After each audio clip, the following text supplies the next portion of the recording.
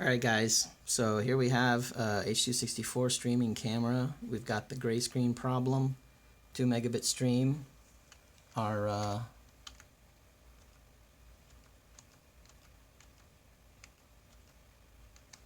GOP value is 29. That's what the camera was set to default on power up. Okay, and we got issues, right?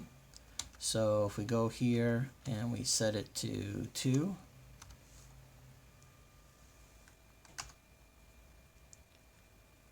it fixes it. And it doesn't come back.